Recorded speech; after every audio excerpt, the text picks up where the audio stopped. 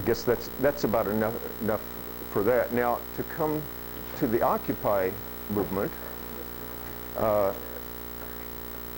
think that many of you can already see some parallels here, you know, also some differences. One of the parallels is that there was a dynamic initial thing in an important city in the country, Occupy Wall Street and the Sorbonne. And almost magically, this spread by the invitation. It didn't spread by missionary work, by people saying, please support us or anything like that. It spread because people saw something interesting happening that they could relate to, and maybe for the first time in their lives. And so people all over the country started doing likewise, more or less, you know, as they could figure out what to do. And so in both cases, we have this real dynamic sense that people who have been sleepwalking pretty much all their lives, and that's not a criticism, it's just, this is how capitalism works, is that we're sort of going around in a stupor all the time, really. We're not used to using our minds, we're not used to experimenting, we're not used to questioning things very much. And if we do question things, we do them in predictable modes, like, oh, I'm so pissed off at that, if only we could change that law, or those people are so bad, they're doing we're sort of reacting against different things. And what was unique in both of these movements was that people had actually entered into a collective experiment. And it's messy, complicated, and all that. You can look back and make fun of all sorts of features of both of them. But to me, this is what is overwhelmingly important in the two movements. And to me, it's actually much more important than, well, I'll get to that later, but to me, it's more important than what program did they espouse. Did they declare themselves against capitalism or the state or whatever? To me, that's secondary. What's important is the dynamic of this kind of movement. And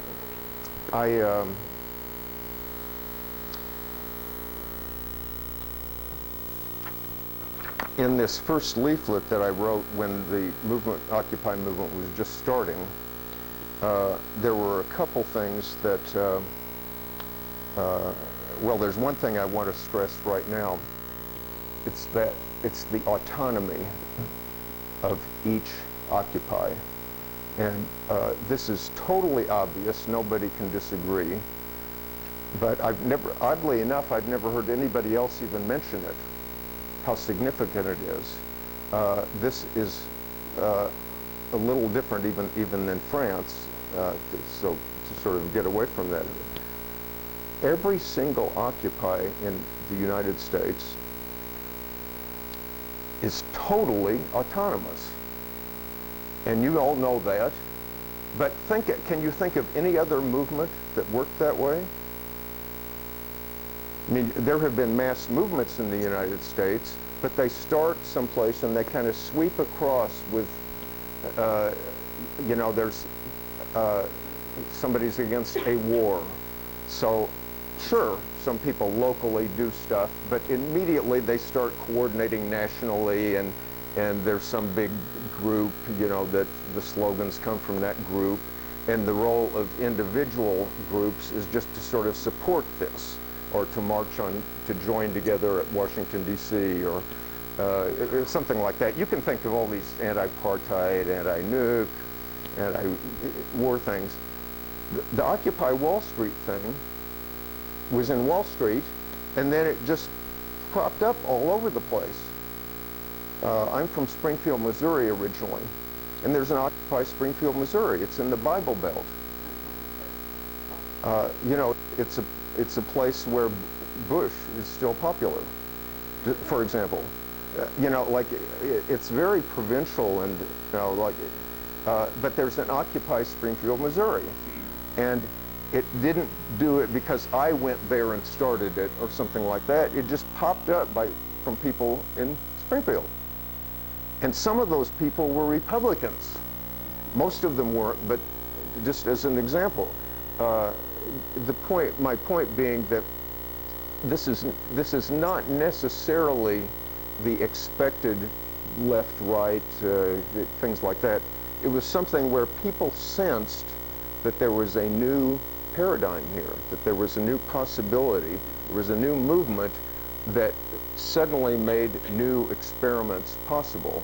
And you could look at other places like Wall Street, wherever, for inspiration, but you could say, oh no, we'll do this here.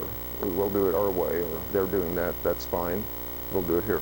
So that's, you know, I think that's about it. Since you're all familiar with the Occupy movement, I think we can maybe segue into the questions at this point.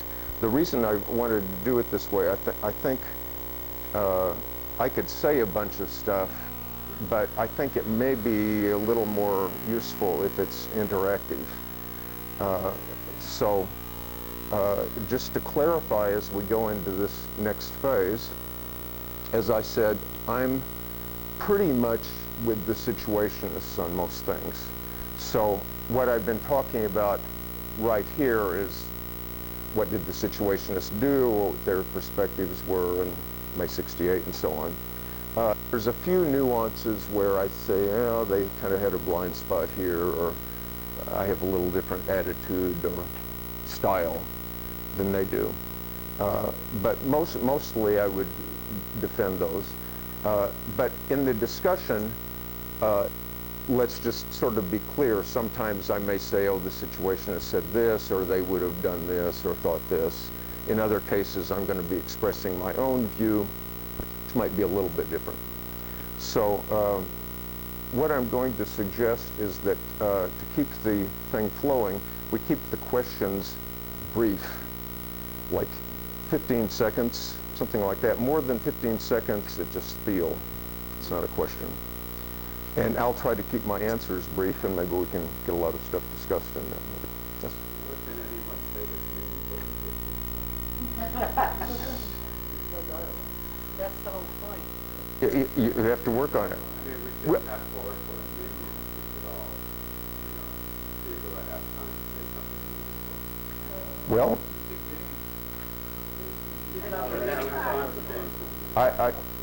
I'm not an oracle, but in this particular situation, people came to see what I had to say. I think that's fair to say, right?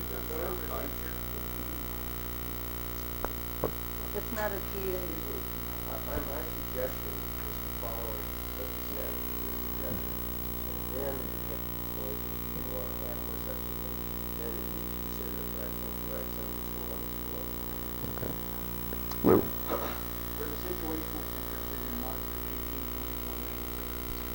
Were the Situationists interested in Marx's 1844 manuscript? Were and I should repeat that for the recording here. Were the Situationists interested in Marx's 1844 manuscripts? Definitely.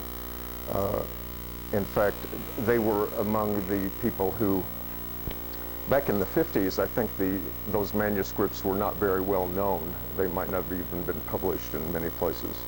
So those early manuscripts were some of the Situationist theories, critiques of the spectacle of modern alienation derive a lot from Marx's writings about alienation. Yes? Well, you've implied that the electronics have different elements and a different element. But I just wondered if you might consider allow uprisings throughout, millennia, and the change, and then this new marvel of being able to be in contact immediately. What's your impression about the effect and how that does help out or not? Well, I think it helps out a lot.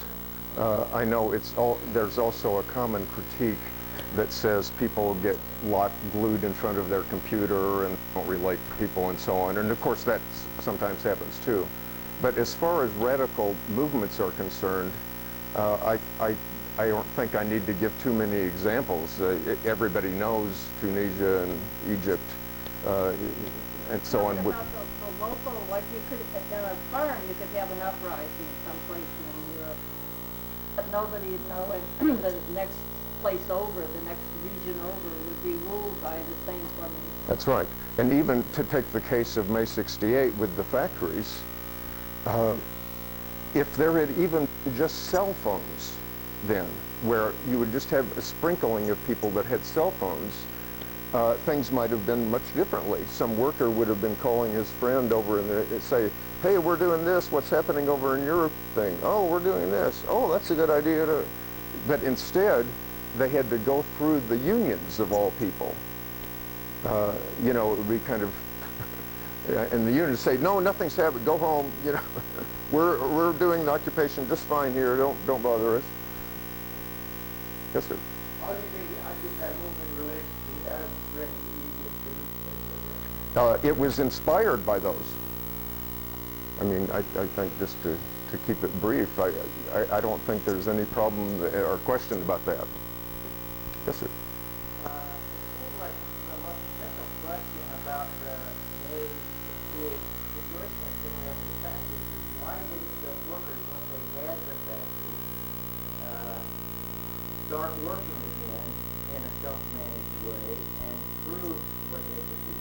Yeah. That's what the Situationists urged.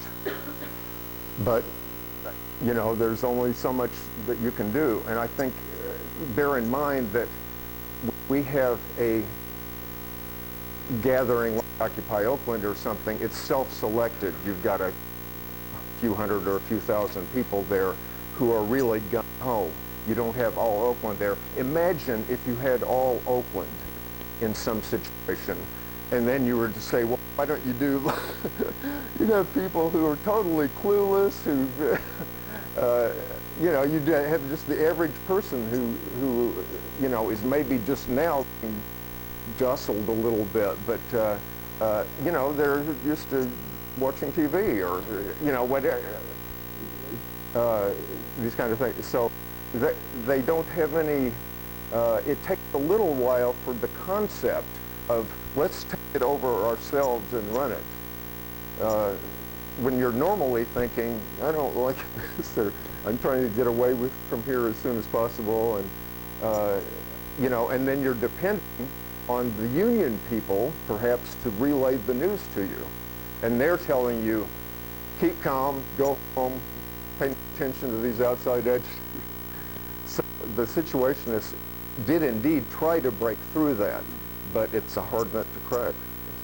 So when is the end result? Like after 40+ years, where's the influence of the Situationists in Central Europe society now? I would say that the single biggest influence is the Situationists back in the 50s and 60s emphasized participation. And that's kind of the flip side to their famous critique of the Society of the Spectacle, which is a critique of the modern form of capitalism that renders people more and more passive. And so the implication is that to break out of that, you have to participate. And back in the 60s, oddly enough, people have a little different impression. The counterculture was very participatory, but the New Left was not. When I was in New Left actions, it was like there was some leader up there giving a speech and da-da-da, you know, and if you participated by going to the march, and maybe if you said, can I do something more, they said, well, here, hand out these leaflets for us that you didn't write and you don't, and it was only a few people like the Situationists who were saying, hey, get in there, experiment, do it yourself. You know, even if you make a mistake, make your own mistakes, learn from it, don't rely on that seems totally obvious now, but back then it wasn't obvious. So that's one thing that's said, the anti-Newt movement and all these other movements in the past decades have kind of picked up on that anti-hierarchical participatory thing. So that's one big thing.